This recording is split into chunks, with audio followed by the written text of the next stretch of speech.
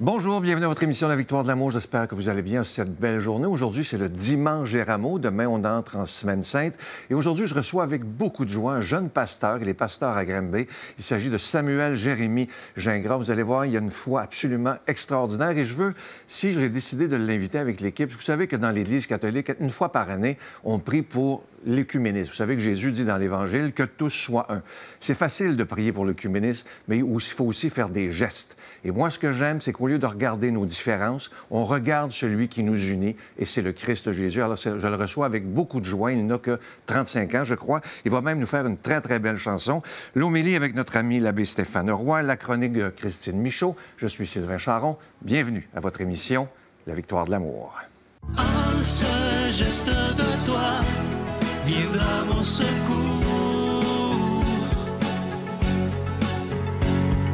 Viens semer dans mon âme le grain de l'amour. Je traverse un désert et je meurs de soif. Montre-moi le mystère qui garde la foi. Samuel, c'est une vraie joie de te rencontrer. Pareillement, Vraiment, c'est une joie de te vraiment, je te souhaite rencontrer. la bienvenue. Merci. Écoute, bon, tu es pasteur à Granby, à l'Église Plénitude. Oui. Tu crois au miracle, évidemment. Absolument. Et parce que ta vie est un miracle. Ma vie Toi, est tu un ne miracle. devais pas naître. Non. Raconte-moi ça, s'il te plaît. Ben, écoute, j'ai été élevé dans une famille chrétienne. Mon père, c'est un pasteur. Mais avant de devenir pasteur, lui, c'est un jeune qui faisait l'école biblique, espérant de se marier. Il était fiancé avec ma mère. Puis, alors qu'il était fiancé, ma mère elle a eu le résultat qui était stérile, qui n'était pas supposé d'avoir des enfants. Et ils ont enlevé, trois quarts, ils ont resté un quart d'ovaire. Donc, techniquement, le docteur, le médecin, il a dit ce sera impossible pour toi d'avoir des enfants. Puis d'ailleurs, le docteur a pris ma mère mon père de côté, puis il a dit si tu veux avoir des enfants, marie-toi pas avec cette femme. Je sais que tu es fiancé. J'aime autant mieux te prévenir, t'avertir. Et pour le coup, mon père a répondu comme ceci. Il dit le Dieu que je sers, il est né d'une vierge. Si Dieu veut nous donner des enfants, il va nous en donner. Puis comme de fait, mes parents ont vécu, ils se sont mariés, puis un an plus tard, je suis arrivé, puis mes parents ne se sont pas arrêtés là. Dieu a pourvu, il a même donné 2 autres enfants. Donc j'ai 2 sœurs également. Et donc je suis un enfant miracle, élevé dans la foi. Ouais. Très, très beau. Bon, ton père est pasteur. Oui. Et quand tu étais plus jeune, tu étais croyant, mais sans plus, là. Tu sais, c'était pas à l'adolescence, là. Écoute, avant que ta vie change, là. Oui. Je dis souvent, c'est pas parce que tu es né dans une famille chrétienne que tu es nécessairement chrétien, né de nouveau. Je croyais, mais c'est pas pour ça que Jésus était devenu le Seigneur de ma vie. J'avais envie réellement de le suivre dans mon comportement, dans mes choix de vie également. Et donc, pour le coup, je dis, Dieu, c'était comme mon grand-père. C'était le Dieu de mon père, mais c'était pas... C'est comme si j'allais vers lui pour avoir des bonbons. Donc, Dieu, donne-moi une belle copine. Dieu, donne-moi... Le Père Noël. Oui, c'est ça. Puis des fois, on traite Dieu comme un Père Noël. Exactement, puis à la fin de la journée, mais Dieu veut avoir une relation avec nous. Et donc, à l'adolescence, j'ai livré mon cœur à Dieu. Qu'est-ce qui s'est passé à l'âge de 16 ans, si ma mémoire est bonne? Tu es allé dans un rassemblement où le pasteur appelait les gens. Bon, à l'époque, je peux en parler parce que tu l'as dit à la recherchiste, tu étais accro à la pornographie. Tu voulais t'en sortir. Alors, qu'est-ce qui s'est passé cette journée-là pour que ta vie change complètement? Je pense que Dieu me cherchait, je faisais déjà un bout. Moi, je savais qu'un jour, j'étais pour peut-être le suivre, mais à l'âge de 15-16 ans, je voulais vivre pour moi. La popularité à l'école, on dirait que c'est ce qui est le plus important. Mais à un moment donné, tu sens que Jésus se tient à la porte de ton cœur, puis il frappe. Puis il frappait, puis il frappait. Puis à un moment donné, j'ai senti que je ne pouvais plus vivre comme je vivais. Donc j'ai décidé de m'entourer de bonnes personnes, d'aller à un rassemblement chrétien où il y avait de mes amis qui allaient. Et à ce rassemblement, j'ai vécu une expérience tangible avec Dieu. Le Saint-Esprit s'est approché de moi. Puis la bonne nouvelle, c'est que lorsqu'on s'approche de lui, des fois, on ne sait pas à quoi ça ressemble s'approcher de Dieu, mais quand tu t'approches d'un cœur sincère, ben tu peux être réellement surpris. Et donc, moi, j'étais là devant le pasteur qui était cool. Il y avait des tatouages, des stretches, puis moi, j'écoutais de la musique hardcore musicale, du rock. Puis là, il ressemble au chanteur des bands que j'écoute. Donc, déjà, il avait mon attention. Et ayant mon attention, il a prêché le message que j'avais besoin d'entendre. Il parlait sur le péché, sur la dépendance, que ce soit à la drogue, l'alcool, le sexe et toutes ces affaires-là. Et pour le coup, c'était quelque chose, du moins mon addiction à la pornographie, ça faisait partie de mon quotidien et je me sentais sale. J'avais du mal à me sentir propre devant Dieu. Donc, pour le coup, je vivais une vie de culpabilité et je me condamnais. Et donc, pour le coup, ça m'empêchait même de m'approcher de Dieu. Mais là, je suis dans ce moment, le preacher apporte un message de feu. Puis moi, je me sens tellement convaincu de péché. J'ai comme une conviction de péché. Je me dis, non, il faut que ça s'arrête aujourd'hui. Là, il faut que tu comprennes que moi, je suis à côté de ma copine, la fille qui est chrétienne, qui est la bonne chrétienne, que j'ai envie d'impressionner. Puis là, le gars, il dit, si tu luttes avec ceci, si tu luttes avec ça, avance-toi. Puis en plus de ma copine, il y a sa mère qui est une pasteur qui est là. Elle va me dire, elle va me juger, elle ne voudra jamais que je marie un jour sa fille si jamais je suis le bon gars pour elle. Mais moi, j'en ai rien à faire à ce moment-là. Ma relation avec Jésus devient pour la première fois plus importante que le regard des autres. Et donc, je m'avance. Et pour le coup, j'ai une expérience. Il y a un gars qui faisait partie de l'équipe ministérielle qui est là de prière, il est là pour prier. C'est même pas le pasteur. Il est venu me voir, il me dit, écoute, depuis tout à l'heure, je te vois, je sens que Dieu a un appel sur ta vie. Dieu veut te rencontrer. Je sens même qu'il veut te faire un câlin. Dieu veut te faire un câlin. Dieu veut me faire un câlin. Il dit, tu me donnes-tu la permission de te faire un câlin? Mais c'est pas moi qui va te faire un câlin, c'est Dieu. Donc moi, je suis comme, OK, vas-y, j'ai déjà eu l'amour de mon père, j'ai pas besoin de ça. Il s'approche de moi, il me fait un câlin comme ça, puis je m'effondre. C'est littéralement ce qui s'est passé. C'est pas comme si ce gars-là me faisait un câlin. J'ai ressenti une expérience que je pourrais pas décrire autre que j'ai été rempli de l'amour de Dieu. Puis c'est comme si j'étais ce verre, puis on va dire que cette eau-là est sale, elle est claire en ce moment, puis Dieu est venu remplir ce verre d'eau claire. Et à force de remplir sous la douche, tout ce qui était mauvais est sorti. Et moi, je pensais que j'ai vécu une expérience où je me suis effondré en pleurs. J'ai blackout, vraiment blackout. Pendant, je dirais, moi, dans ma tête, je pensais que j'étais à terre pendant 15 minutes. Et ce 15 minutes-là, ça t'avérait être 1h30. Je rouvre mes yeux. On était dans une salle où il y avait plus de 2000 jeunes. J'étais le seul qui restait dans la salle. Ah ouais. Il y avait encore le jeune homme qui était là. « Ça va aller, bro, ça va aller, bro. » Puis je me retrouve devant ma copine, la mère de ma copine, puis à l'époque, et mon meilleur ami qui est là. Puis j'ai vécu une expérience et plus jamais j'ai retouché à la pornographie. J'ai été rempli de l'amour de Dieu. Puis la Bible nous dit l'amour parfait de Dieu bannit la crainte. Bannit ce qui vient des ténèbres. La crainte ne vient pas de Dieu. La pornographie ne vient pas de Dieu. Le péché ne vient pas de Dieu. Mais quand on s'approche de Dieu puis on le laisse s'approcher de nous, ces choses-là peuvent justement disparaître. Ça peut être banni. Oui. Comment quand justement tu as changé comme ça, tu avais des amis avant, comment eux, quel regard il y avait sur toi parce que là, tu avais changé comme ça, là? Est-ce que tu as été jugé? Est-ce que t'es... Écoute, il y a un autre Samuel qui est revenu à l'école, là, donc je suis en secondaire 5. À cette époque-là, je suis le point de graduer. Et pour le coup, le gars qui cherchait à être populaire, le gars qui cherchait à être cool, soudainement, qui avait peur de même afficher qu'il était le fils d'un pasteur. Mon père, c'est un pasteur, chanteur, un peu comme moi aujourd'hui, mais je disais toujours, mon père, c'est un chanteur. Donc là, je commence à dire, mon père, c'est un pasteur. Puis, écoute, moi, non seulement est-ce que mon père est pasteur, mais moi aussi, j'ai envie de devenir un pasteur. J'ai vu un exemple qui me suis dit, hey, être pasteur, c'est pas juste ce que mon père peut faire, c'est aussi ce que je peux faire. Moi aussi, je peux aider les gens à découvrir Jésus. Et donc, pour le coup, j'ai commencé à partager ma foi, mon amour pour Dieu aux autres. Puis, comme de fait, ça a été mieux reçu que je pensais. D'ailleurs, la première fois que j'ai apporté un message, en quelque sorte, c'est dans un cours d'éthique à l'école.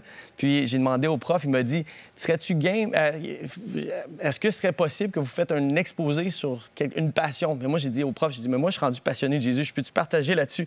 Puis il a dit oui, sauf si tu nous donnes l'opportunité de répondre, de te poser des questions et il va falloir que tu y répondes. Et donc, j'ai dit, OK, il n'y a pas de souci. J'étais stressé avant. Je pense que c'était le deuxième à passer. Et pour le coup, le cours a été J'ai pris tout le cours. Ah, Ils m'ont ouais. posé des questions tout le long. Puis plusieurs de mes amis ont donné leur cœur à Jésus, ont découvert Jésus à travers ce message. Et donc, pour le coup, là où j'étais stressé, ben, j'ai vu que c'est pas moi qui convainc les cœurs, c'est Jésus. C'est Dieu lui-même. Ouais, exactement. Maintenant, tu es marié depuis 2012. Exactement. Tu as 2 enfants, 11 ans et 8 ans. C'est ça. Question délicate, parce que même toi, tu l'as dit tantôt. Comment tu réagirais avec ton épouse si un des 2 enfants disait « Moi, ces affaires-là, je veux rien savoir ». Parce que ça peut arriver à l'adolescence. Ça arrive, parfois, j'en connais. Ça peut arriver. Comment vous réagirez? Comment tu réagirais? Écoute, ma foi est tellement forte dans le Seigneur que je lui ferai confiance. Et la Bible nous dit que la prière fervente juste est d'une grande efficace. Je pense pas que ce serait mon discours qui pourrait convaincre nécessairement mes enfants, mais ma façon de les aimer. Malgré tout. Malgré tout. Et ma façon de continuer de prier pour eux. Je sais que ça porte beaucoup de fruits. Puis la Bible va nous dire, instruis un enfant selon le chemin qu'il doit suivre, et quand il sera vieux, il ne s'en détournera point. Donc, à un moment donné, il faut faire confiance à la semence qu'on sème. Puis la semence, des fois, est dans la prière, mais je sais que tout au long de leur vie, de leurs jeunes enfance, ils auront entendu par leurs parents, Laure et moi, mon épouse et moi, les aimer, puis essayer de démontrer l'amour de Christ en action, puis pas juste dans nos paroles, mais ils auront eu cette expérience-là et il faut que je fasse confiance à la parole. La parole reste vraie. Dieu est le même hier, aujourd'hui, puis éternellement. Il ne change pas, lui. Exactement. Nous, on change, mais lui, il ne change pas. Son amour va être là pour nous rattraper. Puis quand je pense au fils prodigue, qui s'était égaré, il est revenu à la maison, puis le père l'attendait. Donc moi, je me dis, je me positionnerai toujours dans une position où que je suis là, d'accueil, puis je suis toujours un oreille, je suis toujours une épaule. Ah, c'est très beau. Écoute, tu es pasteur à Granby, Ouais. à l'Église Plénitude. Il y a beaucoup de monde, beaucoup de jeunes. Ouais. Comment t'expliques ce succès-là alors que beaucoup d'églises sont vides? Comment t'expliques que chez vous, les jeunes sont attirés pour aller t'entendre? Bonne question. Comme j'ai dit, c'est pas le fait qu'il y a un jeune pasteur pour les jeunes adultes qui attire ces gens-là. Je crois que c'est le message. Le message est vrai, le message est bon. Et quand on présente aux gens la bonne nouvelle de Jésus, les gens sont convaincus. Pourquoi? Parce que c'est l'Esprit qui convainc. Et l'Esprit a écrit le message. La bonne nouvelle, elle a été écrite par le Saint-Esprit. Et les apôtres ont été inspirés du Saint-Esprit. Et moi, je crois, ce que la Bible me dit, c'est que Jésus est là pour délivrer les captifs et guérir les cœurs brisés. Donc, quand on présente ce message d'espoir-là à des gens qui sont loin de Dieu, mais ces gens-là, ils vont recevoir une révélation, et cette révélation vient seulement du Saint-Esprit. Donc, quand on présente Jésus, il faut s'attendre à des résultats. Ouais. Donc, présentons Jésus, puis il va y avoir des résultats. Exactement. Est-ce que, dernière question, et que ça passe vite. Ouais, ça passe vite. Est-ce que tout le monde est accueilli chez toi?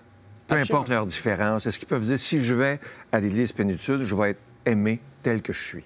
Absolument.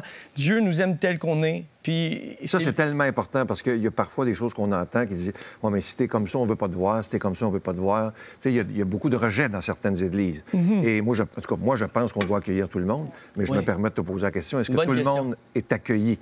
Tout le monde est accueilli. Tout le monde. Pourquoi? Parce que Dieu accueille tout le monde. Dieu, il est venu, dans le fond, pour les pécheurs. La bonne nouvelle, c'est qu'il ne nous laisse pas là où on est. Donc, tout le monde est accueilli, mais on a tous besoin d'être sanctifiés par le Saint-Esprit. Mais là, on parle d'un œuvre de Dieu. C'est le Saint-Esprit qui nous rend comme Christ. Donc, quand on s'approche de lui, il faut s'attendre à ressortir différemment. Exactement. En tout cas, écoute, je t'aurais écouté pendant des heures. Je t'offre cette belle carte. Merci. Ne crains rien, car je suis avec toi. Je te la donne. Écoute, tu vas aller chanter une très, très belle chanson. Yes. Tout est possible. Je t'ai entendu en répétition. Et je fais un souhait devant tous les gens aujourd'hui. J'espère te revoir vraiment. Ça fait plaisir. Qu'un jour, on puisse collaborer. Je ne sais pas comment, mais on ne s'est pas rencontrés pour rien. Absolument. Merci de merci tout mon à toi. cœur. Merci pour l'accueil. C'est vraiment cool. Je t'invite à aller t'installer, chanter cette très belle chanson. On écoute ensemble Samuel Jérémy Gingras. Tout est possible.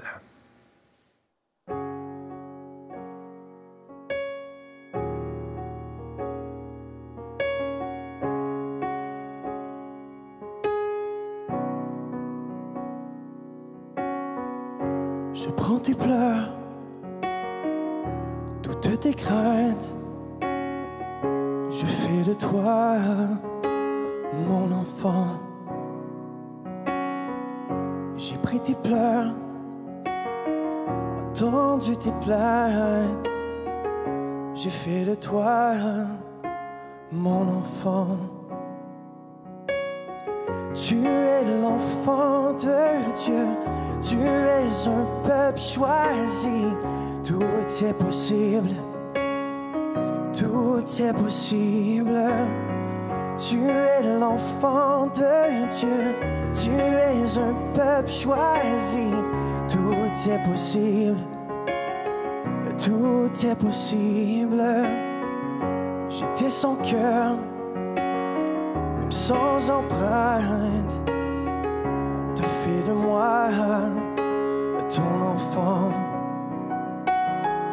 Je suis qu'un voyageur, je viens d'une ville sainte. Tu fais de moi ton enfant. Je suis l'enfant de Dieu, je suis un peuple choisi. Tout est possible, tout est possible. Je suis l'enfant de Dieu, je suis un peuple choisi. Tout est possible, tout est possible. Tout est possible, tout est possible. Tout est possible, tout est possible. Tout est possible à celui qui croit. Oh oui, je crois. Tout est possible, tout est possible à celui qui croit. Oh oui, je crois, tout est possible, tout est possible. Tout est possible à celui qui croit. Oh oui, je crois. Tout est possible, tout est possible à celui qui croit. Oh oui, je crois. Je suis l'enfant de Dieu, je suis un peuple choisi. Tout est possible, tout est possible. Je suis l'enfant de Dieu, je suis un peuple choisi. Tout est possible, tout est possible. Tu es l'enfant de Dieu, tu es un peuple choisi. Tout est possible, tout est possible. Tout est possible, tout est possible à celui qui croit. Est-ce que tu crois?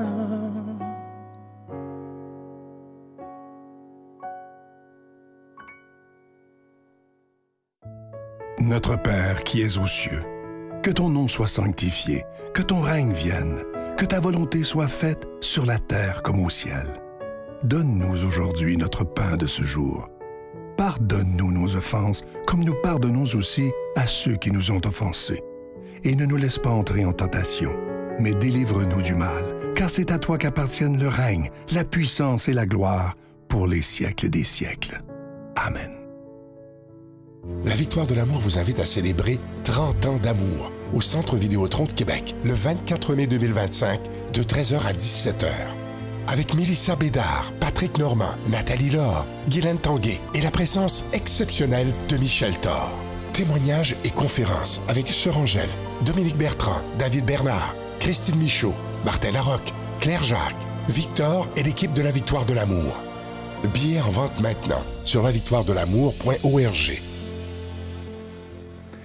Encore une fois, je vous présente ce magnifique cadeau du mois d'avril. Il s'agit du symbole de la victoire de l'amour que vous voyez à l'écran présentement. Il s'agit d'un très, très beau pendentif qui est en acier inoxydable. Ça vient avec la chaîne et ce bijou ne ternira jamais étant donné qu'il est en acier inoxydable. Je vous rappelle qu'il est déjà béni. Vous le recevrez avec un don de 25 $ et si vous en voulez deux, avec un don de 40 $. Je veux prendre le temps de vous remercier de tout cœur de ce que vous faites et ce que vous ferez pour la victoire de l'amour. Vous savez, je vous le dis depuis 30 ans, Je me répète, là, mais c'est ça pareil. Il faut payer pour être à la télévision. C'est pas gratuit. On doit payer pour la production, la diffusion. Mais ce que je trouve extraordinaire, c'est qu'ensemble, depuis 30 ans, on a réussi à bâtir cette émission et de faire en sorte qu'elle puisse perdurer dans le temps. C'est absolument merveilleux. Et je veux prendre le temps aujourd'hui de vous dire merci parce qu'ensemble, je dis bien ensemble, on a créé quelque chose d'absolument merveilleux et vous en êtes responsable, évidemment, parce que la victoire de l'amour, c'est pas juste moi, c'est d'abord chacun et chacune d'entre vous. Voici comment vous procurer ce cadeau.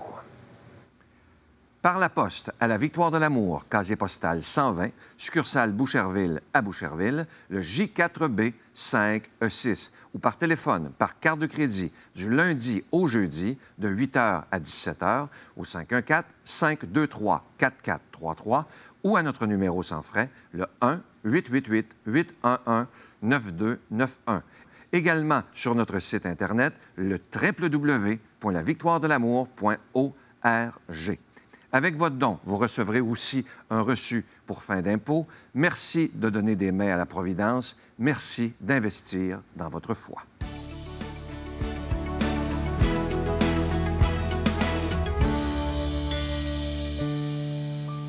Est-ce que vous saviez qu'on a un billet de négativité? L'être humain a un billet de négativité, B-I-A-I-S. Ça veut dire qu'on voit tout ce qui est négatif, ce qui pourrait mal aller, tout ce qu'on aura envie de critiquer, finalement, c'est ce qu'on va voir en premier. C'est ce qui capte d'abord notre attention. C'est normal, c'est un peu protecteur aussi. Il faut voir ce qui pourrait mal se passer, ce qui est croche, ce qui va pas bien, pour peut-être, justement, réagir pour que ça change, pour que ce soit mieux par la suite. Sauf que ce qu'il faut éviter de faire, c'est de rester juste englué dans cette espèce de négativité, parce que ça pourrait être le danger. C'est ce qu'on voit en premier, puis on reste là.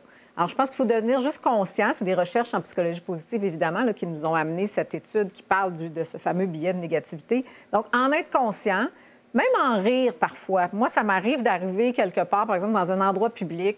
On va dire que j'arrive, par exemple, dans une salle de spectacle, le rideau sur la scène est détaché, croche, sale ou je sais pas quoi, et c'est la première chose que je vois en arrivant. Puis là, souvent, on fait « Ah, c'est un peu plate, hein? Le rideau est comme ça. » En même temps, si on regarde dans l'ensemble de l'œuvre, là, ça ne change pas grand-chose que le rideau soit croche ou qu'il y ait quoi que ce soit, finalement. Mais si on reste accroché là, on perd du temps, on génère du négatif. Donc, je pense qu'il faut juste développer l'habitude de dire « Ah ben oui, c'est mon billet de négativité. Maintenant, je vais me sortir de là puis trouver quelque chose de positif et de beau, autre que ça, sur quoi je peux porter mon attention. » Parce que dans le fond, ce qu'on ne réalise pas, je trouve, par moment, on veut donc que ça aille bien, on veut être heureux, on voudrait justement davantage être dans le positif. Mais c'est pas toujours facile et c'est cette recherche-là qui l'explique. C'est sûr que c'est comme notre tendance naturelle de peut-être des fois juger, chialer en bon québécois, se plaindre. C'est toujours pour ça, je dis qu'on entend ceux qui se plaignent toujours en premier, toujours plus haut et fort. Puis ceux qui veulent dire merci ou féliciter, on dirait qu'ils arrivent après, puis ils parlent moins fort pas mal. Ils sont très doux. Alors, tout ça s'explique par notre fameux billet de négativité. Donc, qu'est-ce que je choisis? C'est un peu ça la question que je dois me poser. C'est de dire, bien, je suis comme ça fait partie de moi, c'est même prouvé scientifiquement. Mais maintenant, où est le positif? Puis moi, c'est même un jeu que j'ai développé. Quand je vous dis que j'utilise l'humour, bien, je ris un peu de moi parce que des fois, je commencerai à me plaindre. Puis je fais, non, on se ramène au positif. C'est ce que je vous souhaite. Bonne semaine.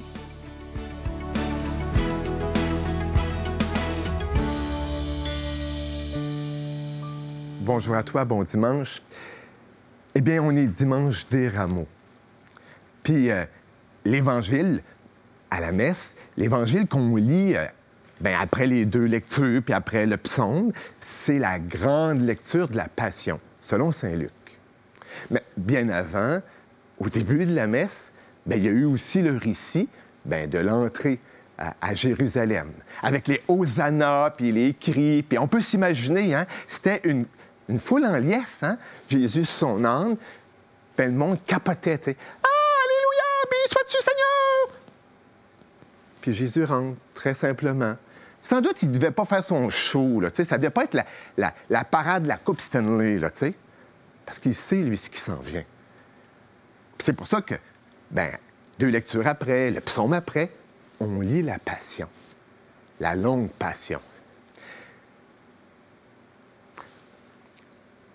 Mais quand on regarde on rouvre notre Bible, puis qu'on regarde, entre ces deux épisodes-là, dans le texte de l'Évangile de Saint-Luc, il y a un petit bout que j'aimerais sortir. C'est le bout qu'on appelle les lamentations sur Jérusalem. Jésus, après avoir entré, bien sûr, à Jérusalem, passe quelques jours. Puis à un moment donné, il est sur un escarpement, puis il regarde la ville sainte, et Jésus pleure. Jésus pleure en regardant cette ville-là. Puis c'est pas tant les bâtiments qu'il regarde, là. C'est pas tant le temple, là, dont il a prophétisé que le temple tomberait, là. C'est le monde qui l'habite, cette ville-là.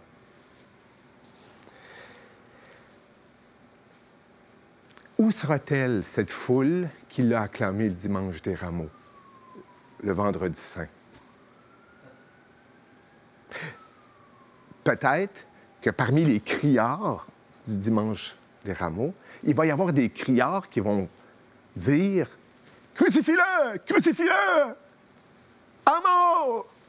On n'en veut pas de ce gars-là! » Et pourquoi? Bien, c'est une question de conception du salut, du regard messianique. Puis, attends, là, va pas dire ces gens-là n'étaient pas corrects, là. Parce que peut-être que moi, à certaines périodes de ma vie, j'aurais été dans les deux gangs. Parce que il y a une période de ma vie où je croyais que le salut, ce que Dieu voulait me donner, c'était la prospérité, c'était les abracadabras, c'était la joie du je ne sais trop, tu sais, puis tout extérieur, dans le bling-bling.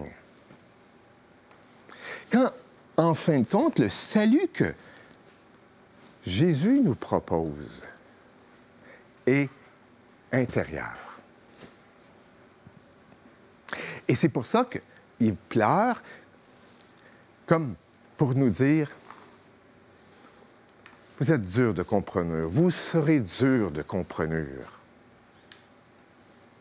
Parce que, effectivement, tu sais, hein, encore en 2025, il y en a qui pensent que le salut, le messianisme, on va être heureux quand, en fin de compte, eh bien, on va tous être des Merlin la chanteur.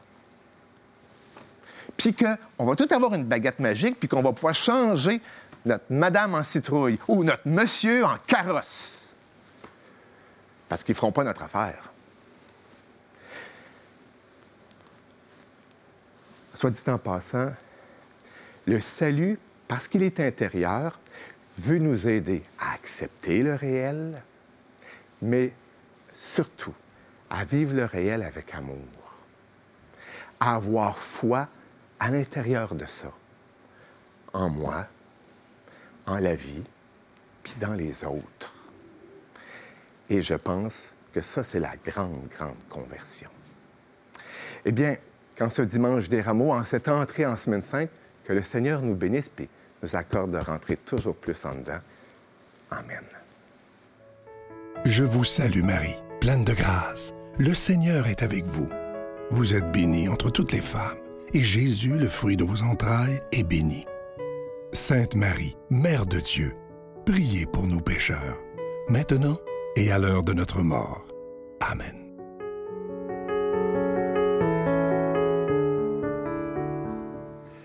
Je vous rappelle que le 30e anniversaire de la Victoire de l'amour aura lieu le samedi 24 mai 2025. Là, ça s'en vient, c'est dans quelques semaines. Ça débutera à 13h. Je vous rappelle que vous pouvez acheter vos billets sur notre site Internet, le www.lavictoiredelamour.org ou par téléphone, directement à la billetterie du Centre Vidéotron de 10h du lundi au vendredi, 10h à 15h. Je vous donne le numéro 1-877-658-9866, 1-877-658-9866. Le prix des billets billet commence à 16 finit à 34,75 et ça comprend les taxes et les frais de billetterie. Déjà, des milliers de personnes ont réservé. Je vous rappelle que Groupe Voyage Québec organise des autobus d'un peu partout au Québec et du Nouveau-Brunswick. Leur numéro de téléphone, 1-866-441-4390, 1-866-441-4390.